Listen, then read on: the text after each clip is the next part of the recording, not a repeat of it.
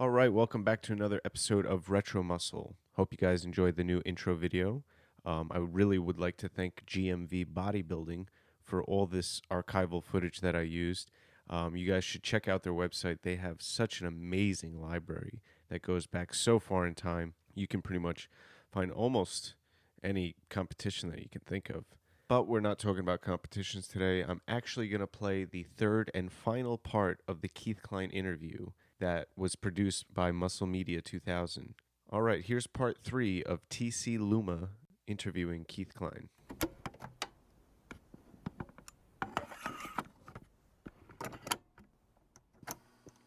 But honestly, what can I as a consumer glean from a label? I mean, how can I look at one of these new labels and tell, without doing some high math, that this is an okay food to eat? Well, first of all, we know that if it's natural foods where it's not packaged in a can, it's great, okay? So we know most of our unprocessed foods are terrific. The more processed, refined foods we eat, the more difficulty we're going to have really accomplishing that really sharp look we want to have. The second thing is you have to understand, if you're going to look at a label and you really want to understand it, there is a little math involved. The other thing that the new labels have done that have made it kind of squirrely is, if you'll notice on the new label, nowhere on there do they tell you the actual percentage of fat of the food. They give you the calories from fat. I'm kind of curious as to why they didn't say it's 45% fat instead of the calories from fat are. You know, if they had just broken it down for us that one step further, labels would be so simple. But yet, instead, they chose to put it in calories from fat instead of putting on the actual percentage of fat. And I find that real odd. So people still have to do that conversion. They have to look at the calories from fat and divide it into the calories to get the percentage. And that's one way they'll know the food's good, if it fits the program. For an eating management client, I have all of my weight loss clients eat under 20% fat. For a bodybuilder or an athlete who really wants to get lean, we keep our foods somewhere under 10, and maybe it can bump up to 15% sometimes, but mainly under 10. Okay. Do you have a favorite food manufacturer scam that we should look out for? A favorite food manufacturer scam? As far as labeling, what manufacturers are really out there trying to deceive us? Well, short of saying some certain names, you know, I think, first of all, there's a lot of them. And you know what? When we say scam, I think another word might be that profitability or greed goes over everything else.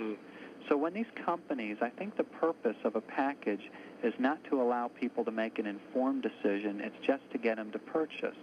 So companies will oftentimes leave pertinent information out and go ahead and leave that out just to be able to sell the product. For example, ground turkey, lean ground turkey, okay, is 45% fat. How can they use the word lean? Well, because by law, lean only means the product will have under 10 grams of fat per serving. That's all it means. It doesn't mean it's low in fat. It just means it's going to have under 10 grams of fat. When it said lean ground turkey, they didn't bother to tell you what parts of the turkey they ground up. And what's so funny is on that same brand, that company, on their ground turkey breast, they make a little statement down on the bottom that says contains no skin. So on the ground breast meat, they're more than happy to tell you they didn't grind up the skin in it. But on the lean ground turkey, which is a different product, they don't tell you that it contains the skin. So if I look for ground breast meat with no skin, I'm pretty safe. You're definitely safe. But if you just buy lean ground turkey that says 93% fat-free, that's a very high-fat product. Yeah. What about these new cookies? They have all these new non-fat cookies out right now. Well, you know, I have a little bit of a beef with a company, like, for example, the fat-free Fig Newtons. You know, when you compare the fat-free Fig Newtons to the regular version, there is not a dramatic difference between them. In fact, the fat-free version has more calories than the regular one. The regular cookie was already low-fat to begin with. It was 15% fat. Yeah. And people who were never eating the regular ones are now eating the fat-free like there's no tomorrow. And the interesting thing, and this is what really bothers me, is that you'll pay $2.89 for the regular version of cookie, and you'll pay $2.89 for the fat-free version, but in the regular one you get 30 cookies, but in the fat-free one you get 18 cookies. And I find that to be, you know, in my opinion, I find that to be taking advantage of consumers because most consumers don't look because the packages are virtually the same size. So when they hold them up side by side, they say, oh, I'm getting the same thing, but they're really not. Oh, sneaky. Yeah. Can they still, with the new labeling laws, can they still say on the cover of the package, 83% fat-free or whatever? Well, that's up to, see, now, the USDA was the greatest, when we look at who used that phrase the most, it was mainly used most often on meats. And the USDA has not committed to following the FDA's new rules and regulations. We basically have two entities regulating labels.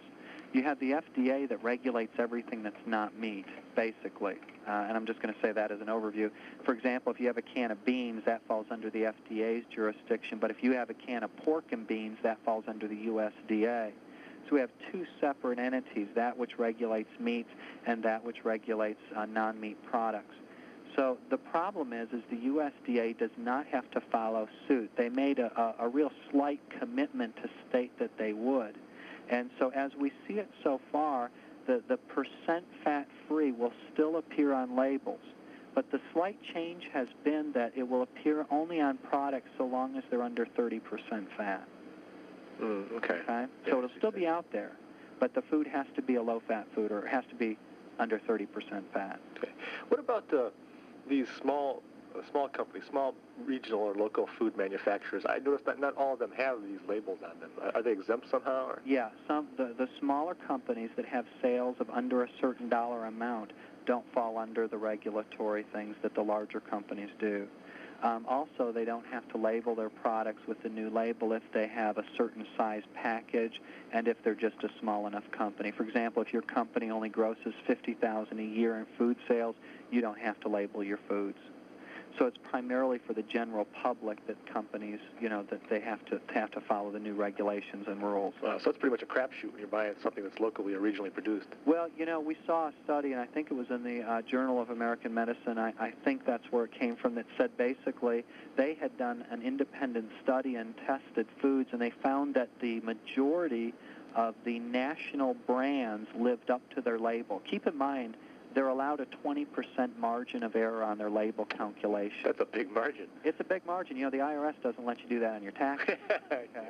But in regional brands, because they are not tested as frequently by the FDA, they found that virtually all of the companies had listed caloric contents on their food that were far below what was really in them, far below that 20% margin.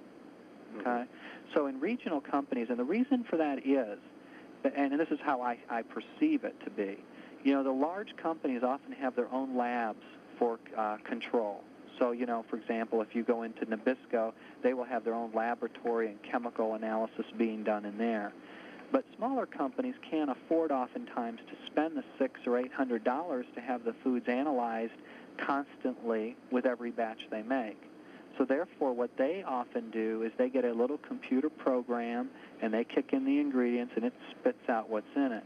But that may not always reflect the actual value in the food. Chemical analysis is the only way you can really adequately know real accurately what's within the food. Okay. Now, let's say, do you go out to eat? Does Keith Klein go to restaurants? Yeah. In fact, one of the things I do in Houston, TC, is I have some 30 restaurants in Houston that have the Keith Klein menu in them. Is that right? So all my clients here have restaurants they can walk in. Certain restaurants receive once a month, a restaurant is awarded the Keith Klein Award. It's a big plaque, and we put the plaque up in the restaurant, which basically tells the public that this establishment is willing to cook fat-free.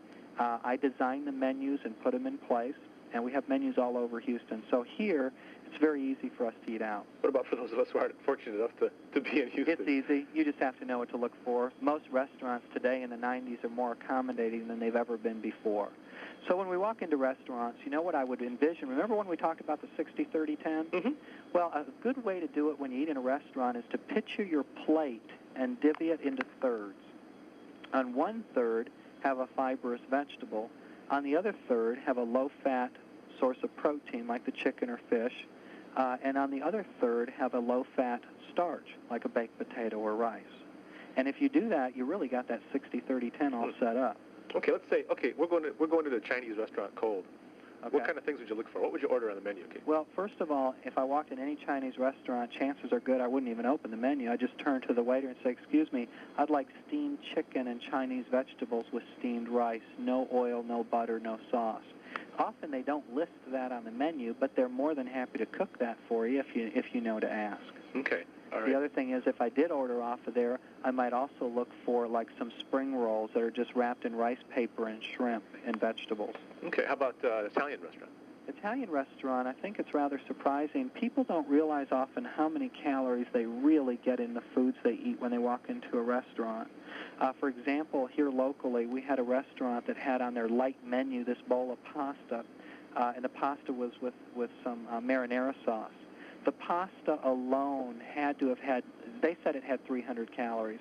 But see, 2 ounces of pasta could fit in the palm of your hand, TC, 2 ounces dry. And that has 210 calories. And I think the average serving of pasta that we get in a bowl when we go into a restaurant is on the order of somewhere about 3 cups. We can expect that the average bowl of just regular old pasta with marinara sauce is going to have somewhere around 600 or 700 calories in it. Now, it's going to be a low-fat meal, but you add a piece of bread to that and a glass of wine, and you're really cranking the calories up. Plus, it's all carbohydrate pretty much, Well, it's all carbohydrate, exactly. Now, you add a chicken breast to it, and you talk about an 800 or 900 calorie meal pretty easily. So people often don't understand that when they eat out in restaurants, they often underguesstimate how much they're eating. So, if I went into an Italian restaurant, what I always go for? I go for a grilled fish, not a trout or a salmon, but hopefully a grilled red snapper. When they have that, I get the snapper grilled dry, and I always say no oil and no butter, because when you say no oil, they're going to use butter. And when you say no butter, they will use oil. It's fair game. So I say no oil, no butter. And in this particular Italian restaurant down here, they always have spinach, so I have them steam the spinach smothered on the fish, and I get marinara sauce on the side, and with a few tablespoons, put that on top of it. It's a great tasting meal. Okay, that sounds good. I could also get a grilled chicken breast, of course, with steamed vegetables if I needed to in an Italian restaurant. Okay, how about, here's a challenge, Mexican. The chips have a gram of fat apiece. A piece. Okay? When they bring the chips to the table, I immediately tell them to bring me a basket of corn tortillas. They bring me corn tortillas. I roll up the corn tortillas, dip it in the picante sauce, and bite into it. And I'm fine with that. It tastes great to me. In fact, you see, if I eat more than 2 or 3, or actually, if I eat more than 3 of those things, if I eat 4 of those with my tea, I get so full I can hardly finish my meal. So you got to be careful with it. The other thing then, in Mexican, they always offer chicken. And down here, we have a very fat, conscientious restaurant community. But anywhere else, I would order chicken, grilled dry, no oil, no butter. I would go ahead and slice the chicken up, wrap it in corn tortillas, and put pico de gallo, lettuce, and tomato on it. Sounds good. It'd be real good. Yeah. Is there any ethnic restaurant you would avoid as too much of a challenge? Or? Well, I will tell you one that's often underrated by people, and that's sushi. They think everything's low-fat. Sushi, the tuna fish, there's 3 markets that tuna is sold on. On one market, you have the canning market. On the second market, you have the white tablecloth market, which is your yellowfin tuna. And then on the sushi market, it's the delicacy. It's the most expensive tuna sold on the market. It's the bluefin tuna, and it's a high-fat tuna in sushi. But when I go in for sushi, there's only a couple things I'll eat there, and that is the ebi, which is the shrimp. I'll eat the crab. And I'll eat the California rolls without the avocado, and that's about all I can get in there. How about the sauces and things? Are they all right? Or? Well, ginger sauce, soy sauce, and teriyaki sauce are great. They're high in sodium, but there's no fat in them, so I use those things. Well, let me stray here for a while. As far as sodium, why should a regular weight trainer, unless he's competing, give a damn about sodium? Well, he doesn't, if we're eating natural, wholesome foods and not using the salt shaker, I never watch it, okay? So long as I'm doing that, I'm fine. The only things about sodium that concern me if we're on a very high sodium diet, besides the typical blood pressure problem it might resolve, is the potential for stomach cancer. We see people who are on very high salt diets, they may have an increased risk for stomach cancer. But other than that, I'll be honest with you, I don't have my clients watching sodium. I'm fearful when my clients cut sodium back too far. I see that as just as dangerous as people taking in way too much. And the only time I'd really watch sodium is if I had a blood pressure problem. But I recommend just don't use the salt shake. We need about 2,500 milligrams of sodium a day. If we drink a lot of water, it's naturally found, like, for example, Houston, we're below sea level here. We actually have a very high sodium content in our water, our tap water. and it's found in all your foods. So getting 2,500 milligrams a day is pretty darn easy. Eat in restaurants and look out. Yeah, yeah. How about, we haven't spoken about beverages. I mean, do you drink fruit juices or anything like that? Or? No. Okay. No, in fact, that tends to be the thing that smooths people out the fastest. What I have a tendency to drink are things like iced tea, water. I don't drink coffee just because I really don't like it. I will have a cappuccino occasionally. I do believe, I don't mind people using like the sparkling water, like the Ozarka and Perrier that don't have calories added. But people really need to watch out for the Snapple beverages. They need to watch out for the Sundance. They need to watch out for the Clearly Canadian because while they may appear to be clear or while they may appear to be a tea, they're inundated with a lot of simple sugars. So the beverages I like to rely on are water. I don't mind drinking Quest either. I don't know if you have that out in your area. No, I haven't seen it. But it's a 2-calorie beverage. It tastes great, and it's like a soda pop, but it just doesn't have any sugar in it. So your aversion to these drinks is just that it's just empty calories and simple sugars, right? I'd rather that my clients eat their food versus drink it. Mm-hmm. How about diet drinks like with NutraSweet and aspartame? Is that all right? Here's what we know about NutraSweet, and I'm in for moderation on anything. I think your body can handle equal and sweet and low without any problem, except if you have a propensity to have migraine headaches. I find that my clients do extremely well when you take them off of NutraSweet, the artificial sweeteners. Mm-hmm. We do know that if you heat NutraSweet above 160 degrees, it converts to methanol. Mm-hmm. Then it converts to formaldehyde. Then it converts to formate, which is a known carcinogen. The only time I really get concerned with these artificial sweeteners, for example, NutraSweet, is with my pregnancy clients. I have a very, very, very large business built around the women that are pregnant. We keep them healthy and make sure their weight gain is good and that they don't go excessively with their weight. But I take them off it because it's questionable. For example, PKU, which is a syndrome where the fetus cannot metabolize phenylalanine, which is found in NutraSweet, it can cause brain damage. So why risk it? So I think rather than have a person risk that their fetus might have that kind of disorder, I just take them off it. But as far as a person, an adult, they would have known a long time ago they had PKU. Absolutely. It would cause brain damage. And see, the other thing about it, and the reason why I don't think it's so bad, and it gets kind of a bad rap from some entities, if it were so bad, we'd be walking around with seizures and falling over and all that kind of right. stuff, okay? Right. All of America would be. So I think in moderation, those things, I don't have a problem with them. But I think in certain cases, like migraine headaches and people who exhibit maybe epilepsy may have some problem with it because some of those things can hit their central nervous system. And pregnancy patients, we do know that if they drink a lot of NutraSweet, it alters the breast milk concentration amino acids. So people who already exhibit symptoms such as seizures or migraine headaches and women who are pregnant should avoid it just to play it safe. Yes. Okay, I see what you're saying. Okay. How about the most basic fluid of all? We talk about fluids, water. How big of a component is water? We sort of take it for granted. But well, it's the most important. I think that the best way to determine how much water you need, the formula that I develop for my athletes, and it depends. If they're a triathlete, it'll be a little different. But the average person should take, and that does a moderate amount of activity. Let's say that exercises 5 times a week. This person, they just need to take their body weight and multiply it times 0.66, and that will tell them how many ounces they should drink a day. If it's a really heavy person, if we have a 230-pound person, then I would just say let's just keep their water intake somewhere around 90 ounces a day. Okay, wait. Body weight pounds times 0.66 equals ounces of water. Yeah, like you were 200, right? Yeah. Okay, let's just multiply that times 0.66, and that would mean that you need about a gallon of water a day. Okay, but does that include it in the other fluids I drink, or just? No, you could drink some of your water would come from Crystal Light, some of it could come from tea, but I don't like it to come all from those types of beverages. So I do like people to carry around a bottle of Evian with them. Just because why? It's easier on the kidneys, or just? Well, because we know that things that contain caffeine can also be a diuretic and cause you to excrete water. Mm-hmm. It's also an antivitamin. So we want to use things that filter your system. By the way, people who eat a lot of protein definitely need to have that increased water to filter. Okay, that's a good point. All right. Byproducts of protein are like ammonia, urea, and uric acid, and so therefore we definitely need to have more water. Okay. How bad of a thing is alcohol? I mean, generally most of us, have a beer occasionally, which has no problem to do occasionally. But alcohol is absorbed like a drug, but used as a food. Now, what we what we mean by that is that foods can't permeate the stomach wall. Basically, if they did, they'd poison your bloodstream.